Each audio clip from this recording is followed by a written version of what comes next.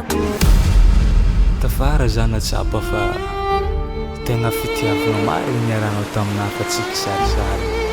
Nataoko ditra jiaby anao tsy niala. Niany za mivolagna iova haiko anao tsy mino. Fa niany za mampagnantegna fa vognona gn'amy fitiavana ambony lavitra nile namezanao za letra zay.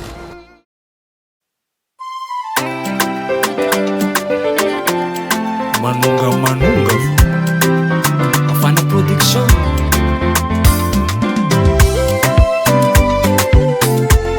Amron Musea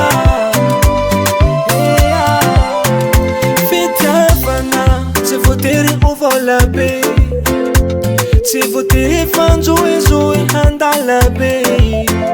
Fitiavana ninolo tsy voatery tovy, fa tsy fombako magnarasotry izy kofa voky. Fitiavana lentegna izy amiako anao malala.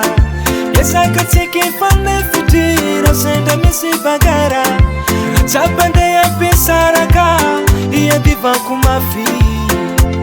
Tsy fitakane ilazako aminao fanao ataoko fita. Tsy voatery operatra porofo fitiavana. Natavava milaza tiako isan'andro io mety amitaka. Fa ty foko miantso anao halevo.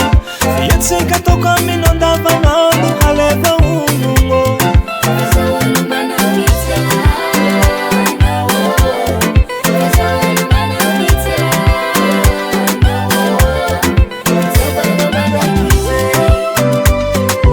Tsy ninao midiso fa tsy nakako mary.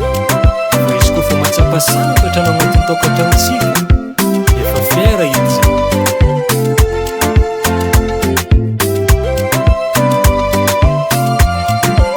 Tiako anapaza tsy be taoaoa, tsy ataonao fa be flatage. Izy koa raha manatsoko natao naboakako anao pourcentage.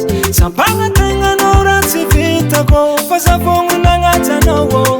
Ty vavako rosolo tegna nifoko ilazara agnatiny. Fitiavana izy amiako anao malala. Esaka tsiky fanefitira sendra misy bagara. Zapandeha ampiasaraka iadivako mafy.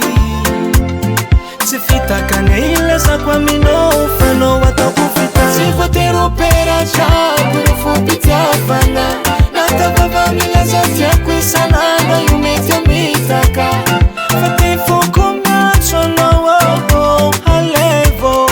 Fiatsika ataoko aminao andavanandro halevo onogno.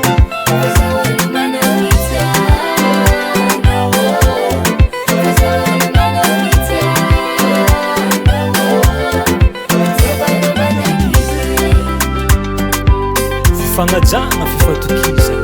Izy koa tafipetraka tsara agnatin'ny tokantrano fa sambaragna magnahy.